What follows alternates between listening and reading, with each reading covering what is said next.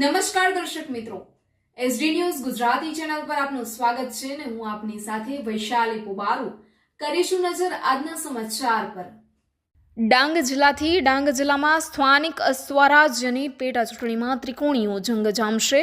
જિલ્લા પંચાયતની સુબીર તાલુકાની કડમાલ બેઠક પર આજરોજ શાંતિપૂર્ણ માહોલમાં મતદાન થયું હતું। સુબીર તાલુકાના કડમાલ બેઠક પર ત્રિકોણીયો જંગ જામ્યો હતો, જેમાં ભાજપના ઉમેદવાર લતાબેન લોતિયા, કોંગ્રેસના ઉમેદવાર એલિશા ચૌધરી અને અપક્ષ ઉમેદવાર ગીતાબેન ઝામરે ઉમેદવારી કરીને તમામ ઉમેદવારોએ સવારમાં જ પોતાના મતાધિકાર પવિત્ર મતદાન કર્યું હતું અને મતદાતાઓને મતદાન કરવા પણ આહ્વાન કર્યું હતું। કડમાલ બેઠક પર કુલ 14,257 મતદાર છે, જેમાં 7,192 પુરુષ મતદાર અને 7,064 મહિલા મતદાર અને એક અન્ય મતદાર કરશે મતદાન।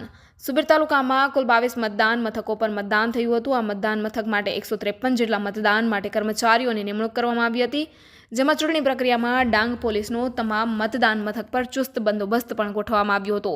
જ્યારે 14,257 કુલ મતદાનમાંથી અત્યાર સુધીમાં 3,290 સ્ત્રીઓ પુરુષોએ મતદાન કર્યું છે। આમ અત્યાર સુધીમાં 23.7% જેટલું મતદાન થયું છે। Reporter Sushil Pawar, SD News Gujarati, Dang. મારું નામ ગીતાબેન નિલેશભાઈ ઝામરે।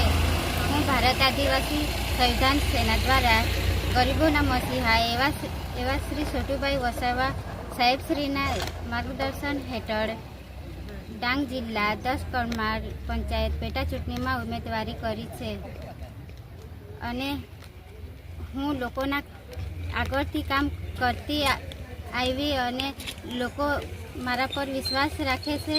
હું આગળ બી એ લોકોના કામ કરીશ અને મને લોકો પર વિશ્વાસ છે કે મને જીતાડશે।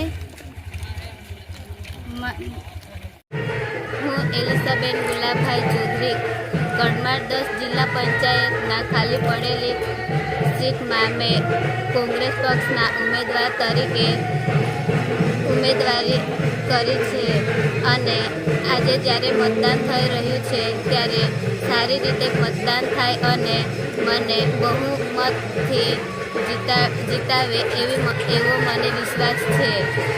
જી, મારું નામ નાનુભાઈ રંગુભાઈ લોતિયા।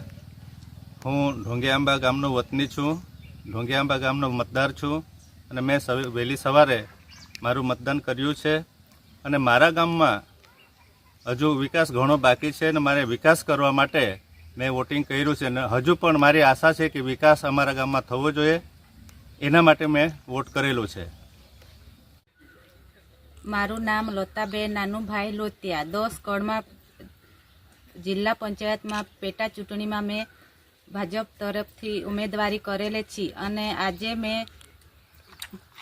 વહેલી સવારે મતદાન કર્યું છે પોતે અને લોકો પણ મતદાન કરે છે અને લોકોનું કામ મેં કર્યું છે અને હવે મને લોકો બહુમતીથી મત આપશે એવી મારી આશા છે અને બહુમતીથી મેં જીતીશ એવી મારી આશા છે અને જીતીશ પછી હજુ લોકોનું કામ હું કરીશ।